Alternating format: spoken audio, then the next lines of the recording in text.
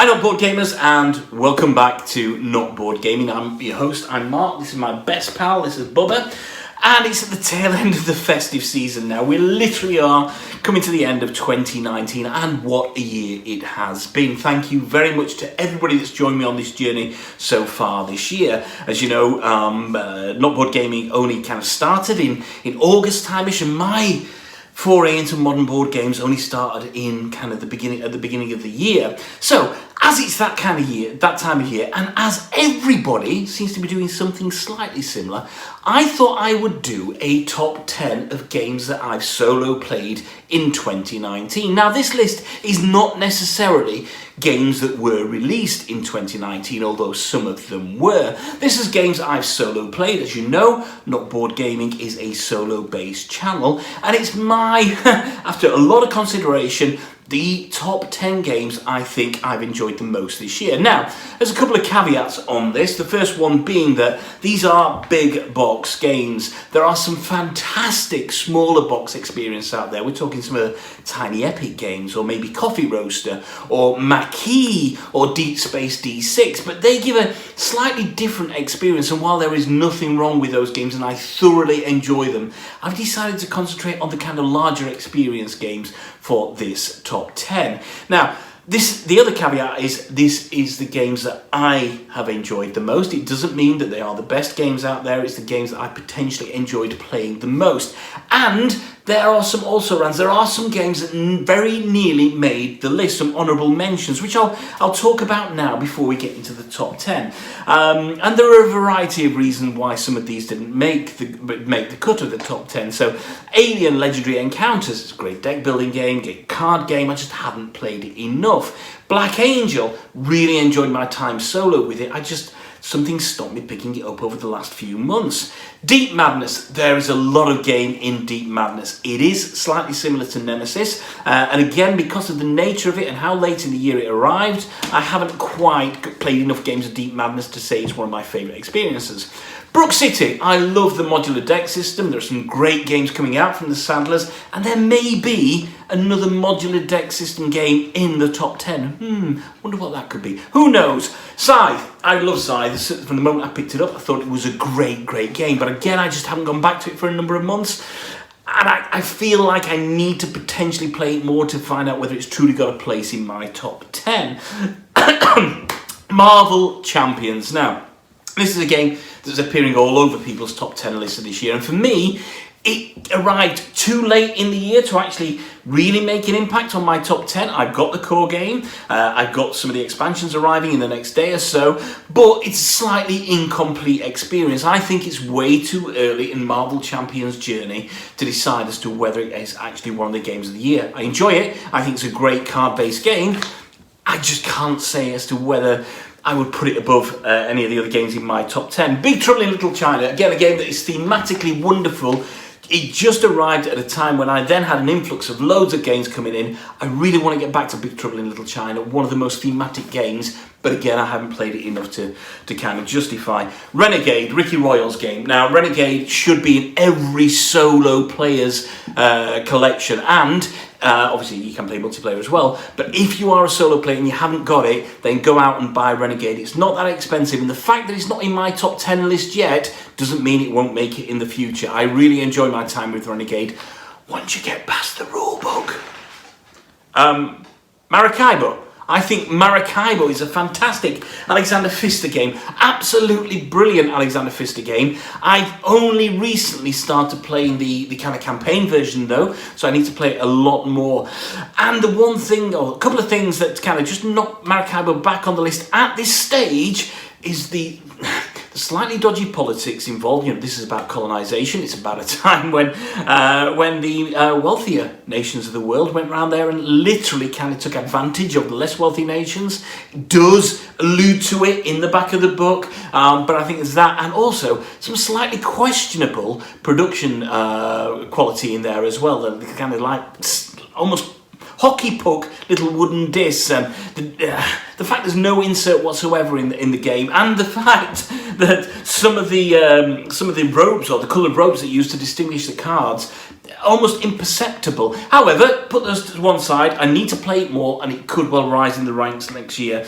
And the big one for me that's not made the top 10, which may surprise quite a few people, is Gloomhaven. There is absolutely nothing wrong with Gloomhaven. I'm not going to review Gloomhaven because every man and his dog, or her dog, has reviewed Gloomhaven. For me, I think it's a fantastic game. Again, it's just a game I've only played maybe 6 scenarios so far. That's not enough to make an in-depth quantified decision on Gloomhaven. It is my ambition next year to play Gloomhaven a hell of a lot more, and let's see where it ranks in the terms of my top 10. So those are the honourable mentions. As I said earlier, there's also some small box games. There will be some games that won't make the list, and then there's some disappointments of the year for me. Hellboy, I think, was a disappointment. Tapestry was certainly a disappointment. The Seventh Continent, I just could not get to grips with the Seventh Continent. I did not enjoy playing that at all. I found it a total chore. However, so without much further ado, that's kind of the preamble there. What we're really interested in, of course, is the top 10. So let's have a look, first of all, at number 10. Number 10. So, at number 10 is a game by the godfather of solo games, and I'm ashamed to say I only own at this stage 2 of his games. And of course, I'm talking about David Turczi, and the game at number 10 is potentially the most beautiful game I've got, which is Trickerion, Legends of Illusion, of course, the Collector's Edition, which comes with Dalgard's Academy, which allows you to play it solo. Now, the thing about Trickerion is, when you lay it out on the table, you feel like you've created a work of art, and it can take quite a while to lay everything out on the table, but the journey is absolutely worth it. Once you've laid it out, and then maybe you spent 10 or 15 minutes just looking at the beauty and the wonder that you laid out in front of you, you have then a game which is going to last maybe 2 or 3 hours, where you are going to play one of a number of magicians, and you are building up your repertoire of tricks in this Victorian era, a slightly otherworldly place, and you're battling against other magicians, and you're becoming stronger, and you're learning tricks, or maybe teaching them in a classroom, or maybe you are kind of moving your acolytes or your advocates around the board to collect resources for you. It's almost a worker placement, resource management, trick performing game with lots of moving parts. And when I say a lot of moving parts, to play the solo game, you have to read through at least 3 rule books, and you are constantly interplaying between the rule books there. It would be great, and I think this would go further up in people's list, if there was a comprehensive solo rule book out there. But there's not. You have to actually learn how to play the game. You then have to learn how the expansions work, and then you learn the solo rules. However, once you make that journey, once you've discovered how to play this game, and Paul Grogan at Gaming Rules, if you want to do a how to play solo at Trickerion, I think the world would, quite frankly, thank you a lot. Once you've done that, the reward is just utterly sublime. It's a joy to play. For whatever reason, and I can only imagine it's through lots and lots and lots of research by David Turczi, all the interconnected kind of mechanisms of the game just work so wonderfully. There's a real payoff in building up your magician, in getting these tricks to the theatre, in performing these tricks at the theatre and thinking, yes, I've absolutely done that, and you can see your points rack up. However, it has a really smart AI, and the AI is working against you, and it's a very, very, very difficult game to win solo. That does not mean it's not an enjoyable game. Doesn't mean it's not a beautiful game to play. I know it's expensive. I picked this up at Essen for about €120 for the Collector's Edition. So it is an expensive game, but if you like kind of a deep and crunchy Euro-type game with lots and lots of mechanisms, lots of moving parts, and lots of wonderful payoff as to whether you win or not is almost irrelevant, and you don't mind the challenge of the rulebooks, then I heartily recommend Trickerion by Mindclash Games with the solo mode by David Turczi. So, that's number 10. What about number 9? Number 9. So, coming in at number 9 is a game that can be so scary, I have to lock it away in my oven. And that game is Cthulhu Death May Die by Come On Games, Simon, come on, by Rob Daviau and Eric Lang. Look, this game took me by surprise. It was a Kickstarter I didn't back, and then when it came out a little bit earlier this year, I saw that people were actually really enjoying it. So I took a punt. I kind of bought the retail version, and of course I reviewed it fairly recently. If you check out the link above, you will find the review. And I will say this game is an absolute blast. It's so fun to play. I can set it up, I can play a game and put it away in just over an hour. I've played it with a couple of people as well, not just solo, and everybody has had a blast, and you can teach the game in about 5 minutes. As a solo experience, it's fantastic. You can use 2 or 3 or more investigators, and you can try and take Cthulhu, Yog-Sothoth, the Black Goat, any of the other ones down, and it is an absolute blast to play. It's a joy to play. It's like they took all of the kind of complex mechanisms of dungeon crawlers, stripped them right back to the most efficient, and put it into a fancy H.P. Lovecraft type game. I absolutely adore this game. It's one of my go-to games. If I'm just looking for a quick blast, then I'll put it out on the table, play the game. It's a fantastic solo experience. It's not higher because, you know, it's not necessarily a deep game. You know, you're going to play for an hour, you know, understand the mechanisms, even though each episode is different. You know, there's strategy in there, but it's more tactical, there's strategical. It's just a fun game. So if you're not looking for a brain burner, if you're not looking for something that is going to keep you engaged in in some kind of campaign for months and months or maybe years, then I would absolutely recommend Cthulhu Death May Die. It's one of the most fun games I've played this year. That's number 9. Let's take a look now at number 8. 8. Now there are certain games that are, people bandy this term around, a grail game for people.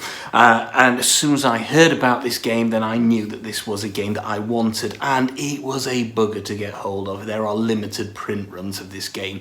It's almost a potluck system in checking across multiple retailers to whether they have it in stock at any one time. However, earlier this year, I went onto the Games Law UK, which is a UK-based retailer website. Just at the right time, they had this game with its expansion, which makes it soloable, in stock, and rather than paying the kind of £250, £300 everybody on eBay seems to be selling them for, I picked it up at retail price. This game is just beautiful to play, and I am talking about Xia, Legends of a Drift System, with, of course, the Embers of a Forsaken Star expansion, which makes it soloable. I can't say enough good things about Xia. I know that there are other space exploration games out there, and I'm sure that things like Twilight Imperium are absolutely fantastic. Of course, I play solo, so I haven't had the joy of Twilight Imperium. If anybody wants to invite me to a 14-day session of Twilight Imperium, then please let me know. But for me, Xia is just almost a absolutely perfect game for me. Over the Christmas period just gone, I played it twice in one day in succession, with each game lasting about 2.5 hours. The only reason I didn't play it again, as wife, family, kids, dog, all that kind of stuff that actually interfere with your board gaming time. Look, there is just something about Xia that is just beautiful. Again, it's like Tricerion. You're going to be reading through 1, 2, 3 rule books to actually integrate the Embers of a Forsaken Star solo rules into the game. Once you get to grips with it, actually playing the game isn't difficult. The strategy is key to this game, and you are zooming around this ever-changing map, this completely random map, pure sandbox experience in space, fighting, trading, picking up and delivering, upgrading your ship. It's everything that you think a game like this should be. Now, I know a lot of people say that games like, I don't know, Outer Rim or Firefly do a similar thing, and I've never played Firefly, and of course I've got Xia. I didn't bother getting Outer Rim. And I don't think I will be getting Outer Rim, because if I want to play this kind of game, for me, I would find it difficult to top the experience that I get with Xia. The only reason it's not higher on the list is its availability. However, if you can track it down, you can pay a decent price for it, then I heartily recommend that you get Zia with the Embers of a Forsaken Star expansion for the solo experience. I'm sure it plays great with 2, 3, 4 players, because trust me, once you get into this game, you're going to have a very difficult time getting it off your table, and you will lose days exploring space and playing Zia. So that's number 8 for me, Zia, Legends of a Drift System with the Embers of a Forsaken Star expansion. 7, 7, 7, 7.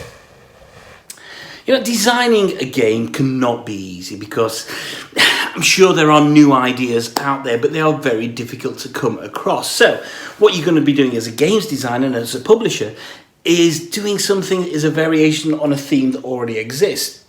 Now, as a games designer, surely one of the key things you want to do when you're reinvigorating themes and reimagining themes is come up with something that's absolutely going to create its own IP. And at number 7, I think the guys that designed the game at number 7 absolutely managed to do this. This is a genre-defining game at number 7 that excites not only multiplayers, but especially solo players around the world. And that game is, of course, Too Many Bones. Now, I include Too Many Bones and Undertow here at number 7. I was wary of this when I first heard about Too Many Bones. Not long after I got into board gaming, I started reading about it. I saw the cost of it. I started looking at videos of it. I'm thinking, it's kind of a bit role-playing-ish, and I've not really done any role-playing games. But it looks a little bit different, but it's very, very, very expensive. I took the plunge. I bought it. And let me tell you how much of a plunge this was to buy it. I've ended up buying absolutely everything there is for Too Many Bones and for Undertow.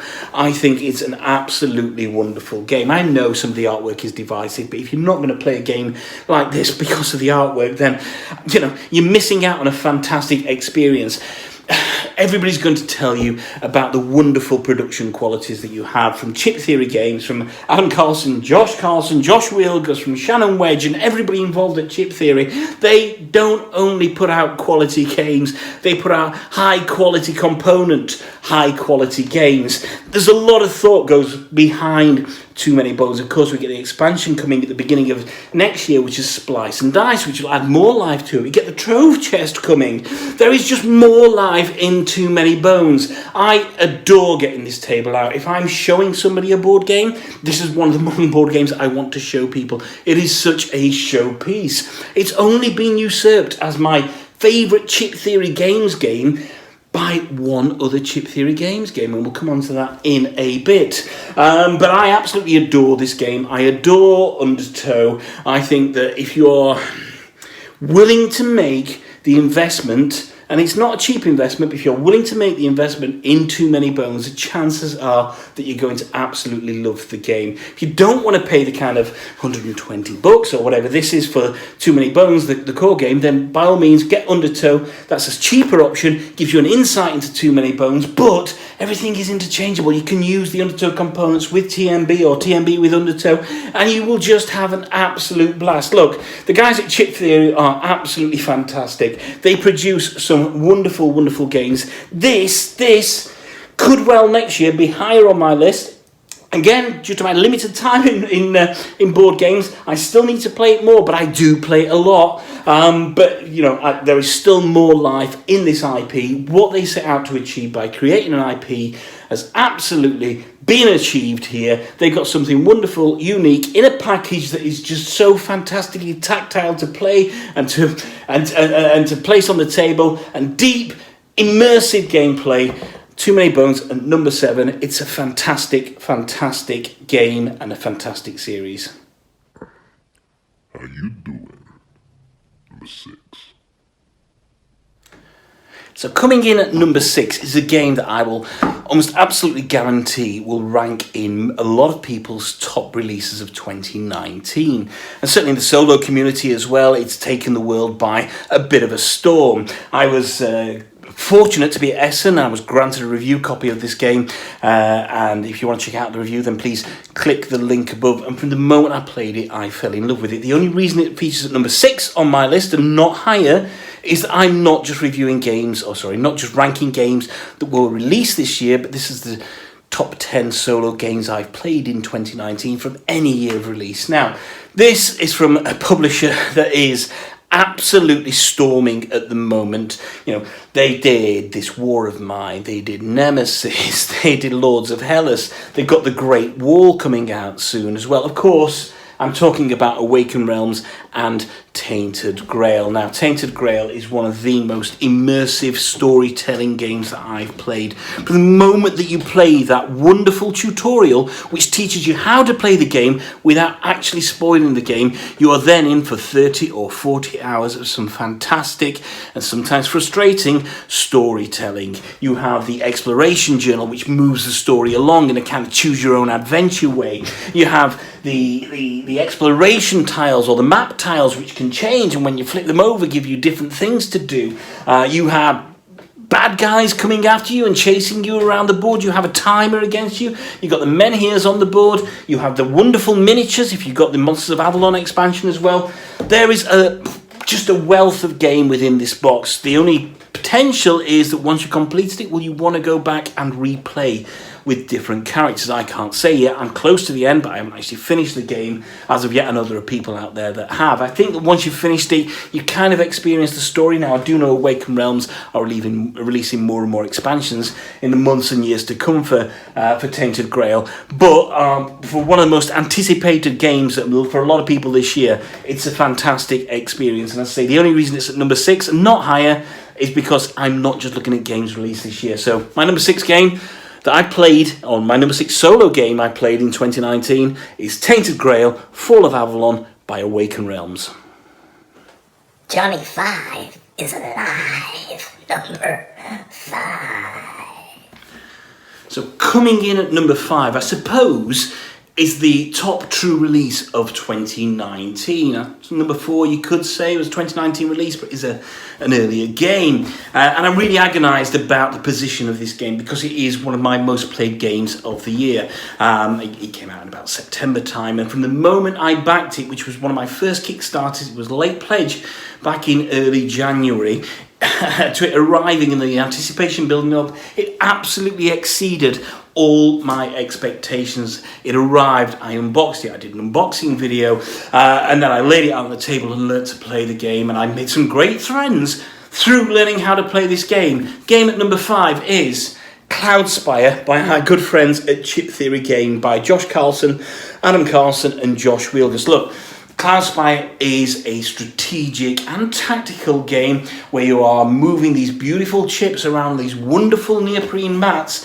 around the board. It's tower defense, it's MOBA, it's just an in-depth experience with a number of different factions. There are 5 factions at the moment, with more to come. I'm sure there are further expansions on the way. Cloudspire is just a fantastic game. As a solo player, the solo scenario books will keep you occupied for a long time. There's also the cooperative scenario books, which will keep you occupied even longer. And if you've had enough of all that, you can go through the endless mode. So imagine those video games, of course, where you can get endless modes coming at you. They do the same in board game form here for this. Of course, I reviewed Cloudspire, and you can check the link out above. It is a beautiful to look at, beautiful to play game. It doesn't take a lot of time to set up or tear down, and even that's a joy in itself because it's so tactile.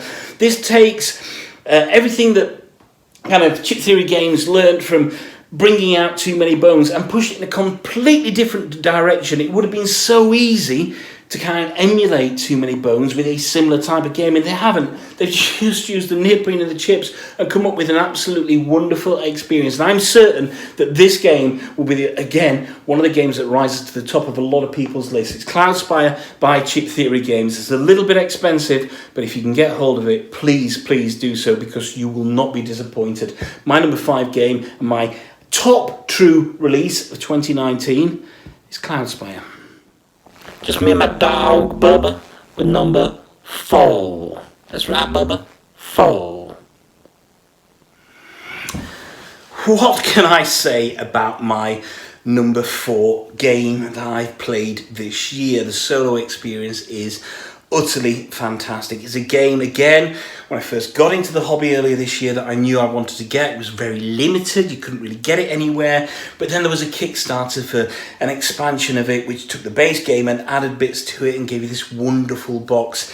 It is, since I got this game at the end of October, on the day that I was leaving to fly to Essen to go to the Spiel, it's the game that I've probably had to the table the most out of all the games that I own this year. It's the perfect beer and pretzels game, and it's the reason that Brook City potentially didn't make the list. Of course, I'm talking Street Masters Aftershock by Adam and Brady Sadler and Blacklist Games. Look, this is just a blast to play. From somebody that grew up in the, I was born in the 70s, grew up in the 80s. I was kind of schooled on video games and bad martial arts movies. This takes me right back.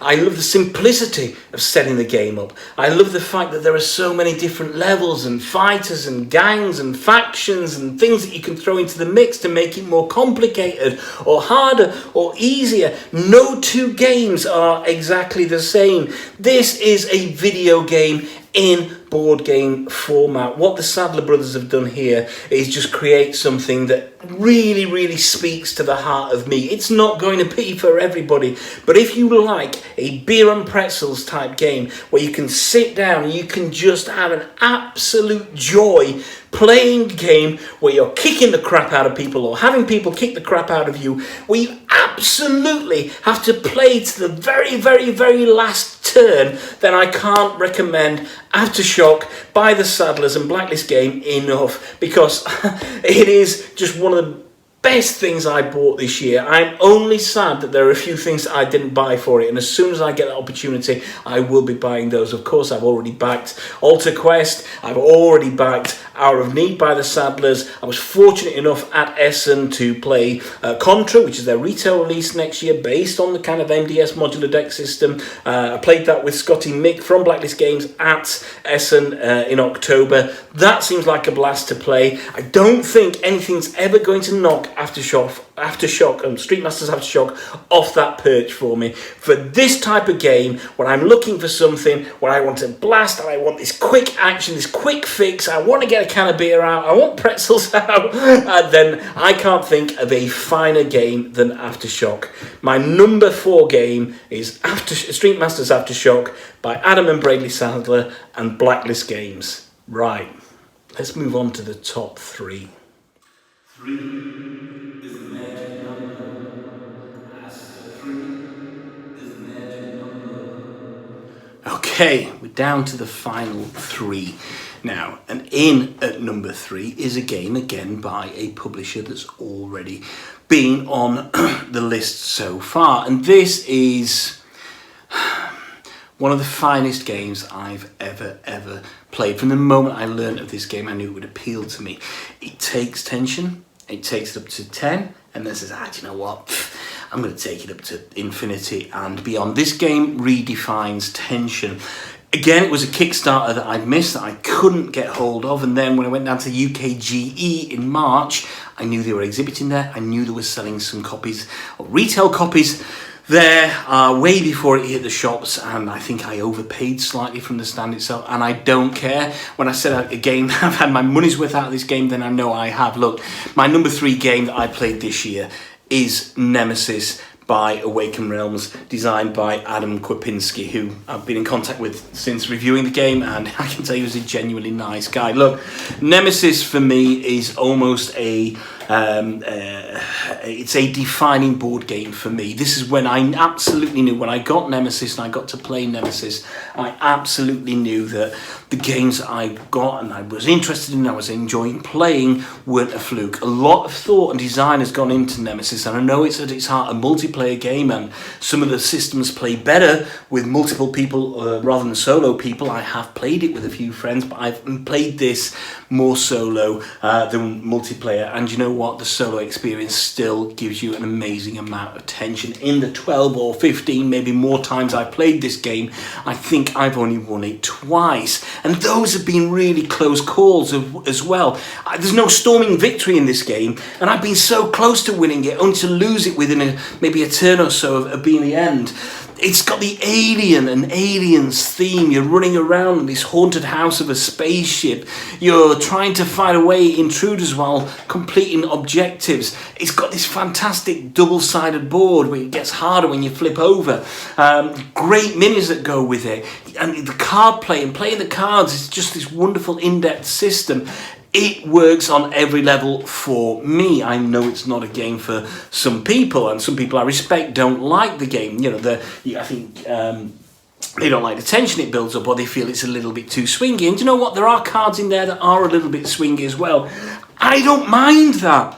I love the fact it takes tension, it takes a grip of my heart and squeezes, absolutely squeezes every last beat out of it. Every time I play the game, I have some wonderful, wonderful cinematic moments. As a solo player, I have played it single with just one, kind of true solo, but I prefer to play it kind of double-headed, or double-handed. I like the interplay between the characters there and exploring the ship. And because you have these kind of modular tiles that you put out on the ship, every game is slightly different. Yes, it's a variation of the same rooms, but they're in a different place, and therefore getting to one place to complete an objective or to get something that you need can become very, very, very difficult. Look, for me, Nemesis is an absolutely fantastic game. It strongly deserves a place in my top 10 and certainly in my top 3. And the only reason it's not made it higher than number 3 is because of the games that you will see very, very shortly. But for me, Nemesis, 2018 release in reality, so that's the reason it's not 2019's top release.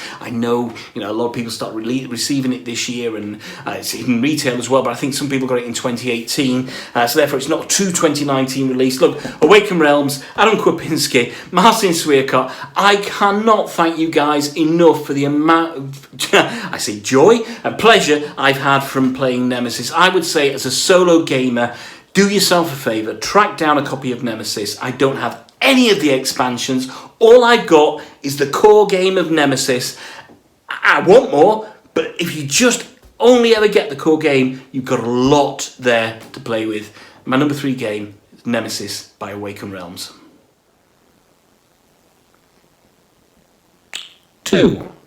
Phew, okay, we're almost there now, guys. So we're in my number 2 game that I've played solo this year, and this was my number 1 game for a long time this year, and I absolutely adore this game. And after a couple of months away from the table, I recently got it back to the table, and I remembered everything that I loved about this game, and it was my first modern board game that I bought about a year ago. So in January of last year, I decided that because of some health stuff that was happening, I needed to find a way to relax, and I decided that modern board games were the way to go. I'd done my research. Everybody said this was a great game, but it was a tough one to learn, and I still remember the day it arrived. I was so excited opening this box and punching all the pieces, and I sleeved the cards, and then learning to play it. It took maybe 2 days to read the rule books, and then another 3 or 4 games to play, where I probably played it 60-70% correctly, maybe 50 or 60% of the time I was playing. It didn't matter, I was having a fantastic experience. Of course, I'm talking about Mage Knight Ultimate Edition by Vlada Chvátil. Now, I was really, really fortunate earlier this year when I went to Essen. Paul Grogan from Gaming Rules invited me out to an evening, and I got to spend maybe 2.5 hours speaking to Vlada Chvátil, explaining that it was the first game I'd bought. Wonderful guy, humble guy, and my love of the game strengthened even after that as well. I have to say, I recently got it back to the table. I can't think of a game that excited me as much to get back out and relearn after maybe having a month or so off it than Mage Knight. It is a tough game to learn. It isn't for everybody. Each game takes a long time with a lot of kind of card management or hand management, if you like, and you are really kind of working through the choices that are in front of you, and to make a move as you get deeper into the game and your hand gets more powerful and the baddies are getting stronger and you're getting close to your objective. It can take 10, 15, 20 minutes to work out the optimum move from the kind of 5 cards you've got in your hand, and you don't care. It's absolutely fantastic. I've spent minutes and long time agonizing over a move, only to try and work it through right to the very end and realize it's not going to work, and then go back to the beginning to do it again. Look, there's just something about Mage Knight. It is a puzzle. It's a combat game. It is a brain-burning game. It takes a long time to set up. It takes a long time to play. It takes a long time to put away unless you've got a good storage system, which fortunately I have. And I don't care about any of that whatsoever. It's one of the most immersive games and most complete games I've ever played. For me, it highly deserves a place on my top 3, top 2 as this is, and it's only held off by one other game, and I think when I tell you what that other game is, you will completely understand why it's been held off the number 1 spot. It's never leaving my collection. It's never ever leaving my collection. And as you go into the Ultimate Edition, and you've got the kind of the Lost Legion and Krang as the edition, and the Shades of Tesla and the Lost Legion and Shades of Tesla, the rulebook was designed again by Paul Grogan of Gaming Rules. Then you add even more into your game as you get with Volcair, and get to play with Volcair, and things start to ramp up. Look, if you haven't got it, and you think you can work through the rulebooks and you've got the time to devote to it, get yourself a copy of Mage Knight Ultimate Edition. My first modern board game, still potentially the most excited I've ever been about receiving and opening a game, and it still delights me to this day when I get it to the table. My number 2 solo game I played this year, Mage Knight Ultimate Edition. Now, what is my number 1 game? Look into my eye. It's number 1. So here we are. We're down at my number 1 game that I've played solo in 2019. Now, it's not the game that I've had to the table the most. There are other games that I've had to the table far more than this game. However, it is the game I spent the longest time playing or being involved with. It's a game that I get asked by people who watch the channel and know I play this game a lot, should they buy this game? And I will never tell anybody that they should buy this game because the investment is huge. Of course, I'm talking about Kingdom Death Monster. When I heard about KDM and I read about it, I thought, oh, wow, okay, that's a lot of money to pay for this game. It's a £300 game just for the core set. And I did a lot of research in it, and then I saw that it came with minis that you had to assemble yourself. And I hadn't made a model since Airfix models back in about 1978 when I was making Messerschmitts and Spitfires. So I didn't know what my modelling skills were. And then you see people painting this game, and that's all very well and good. And earlier this year, I got a bonus from work, and I decided that I was going to take the plunge. I knew that the resale value was there. If I didn't like the game, I could try it, and maybe I could then sell it on. Well, do you know, from the moment I got the game, and I opened the game, and I built those first models, and I set it up, and I set myself out to kind of learn the game, and it's not that difficult game to learn to play, I fell in love, and this game has literally spent days and weeks at my table.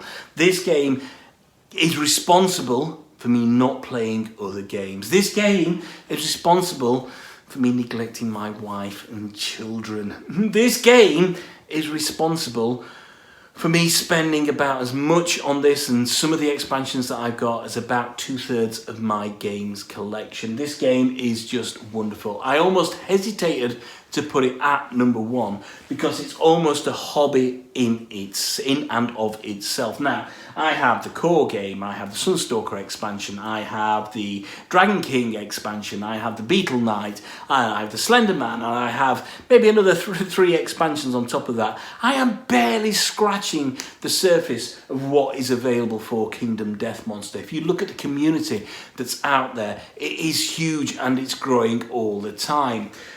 As I mentioned, people have asked me directly, should I buy this game? I am never, ever going to tell anybody to go out there and spend £300 on a core board game, on the core set of a board game. It's not my position to do that whatsoever. I don't mind advising you to spend, say, £50 or £60. Of course, disposable income is all relative, but I don't mind advising that, but I'm never going to advise somebody to go out and spend that. All I will say to people is that I don't regret a single penny I spent on this game so far. And I will, throughout the life of my board gaming journey, spend more on this game, but I'm going to do it reservedly because there is so much game in here. Each time you play, you have a different experience. And it's not only playing the game. Making the models is something I was kind of dreading. I didn't think I was looking forward to. I've had so much fun making them. Painting. I hadn't painted a model ever. And now I look forward to spending a few hours painting models and painting my Kingdom Death Monster, making it unique to me. Like Mage Knight, I will never ever get rid of Kingdom Death Monster. This one's going into the grave with me because there is just something about this game that will monopolise me for years and years and years to come. I've never played it with anybody else. I don't know if I want to play it with anybody else because the solo experience is purely personal to me. You know, you have your survivors, your little settlement that is growing or shrinking depending on what's happening in the game, and you do get personally attached to these survivors that you're giving names to and you're beefing up, but they're getting ailments and maybe their head explodes at some point, or maybe they manage to chop off the lion's testicles, and this is the thing, is it's a game that is relatively luck-based because there's a lot of dice play in it, but it almost imitates life in that respect. As I say, I'm scratching the surface of it. I can't think of any game that gives me the experience that Kingdom Death Monster does as a solo player. I'm sure that if you are a role player and you like Dungeons and Dragons and those kind of games, then you may get a similar experience building up your characters over time. But as a solo gamer, I'm in love with this game. Mage Knight as an affordable option should be really far up at the top of everybody's list. If you do have the disposable income and you do have the willingness to actually devote yourself to something that is a hobby in itself, then you're really not going to go that far wrong with Kingdom Death Monster.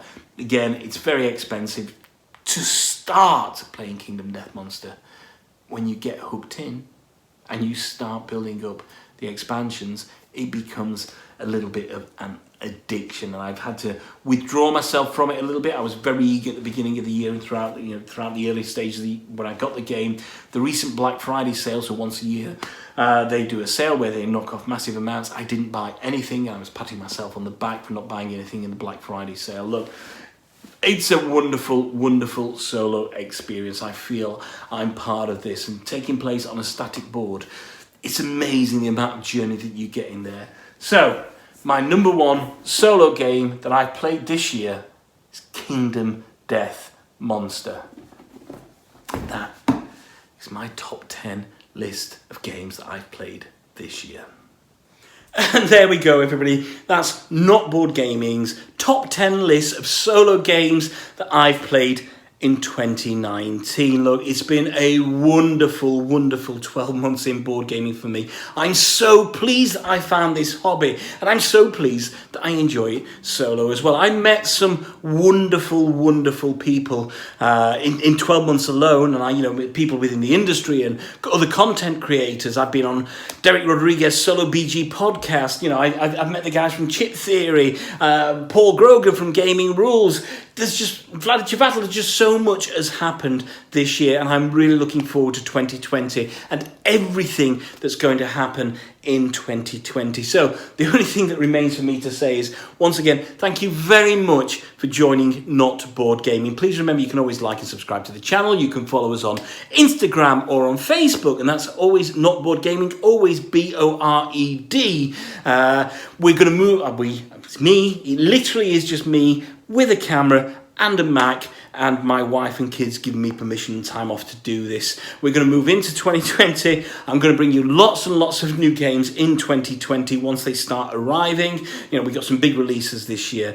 We have, well, I got Midara coming. I have the Anachrony Fractures of Time coming. I have Dungeon Degenerates coming. I have Splice and Dice coming. We have Alter Quest coming. We have Hour of Need coming. There's more stuff coming from Marvel Champions. I've got a feeling that 2020 is going to be a fantastic year in board games and in solo board gaming, and certainly for not board gaming. So once again, thank you very much for joining us. Remember to like and subscribe. Do check out our other videos. Happy Christmas, Happy New Year, and one final thought, if you can't find anybody else to play with, there's nothing wrong with playing with yourselves.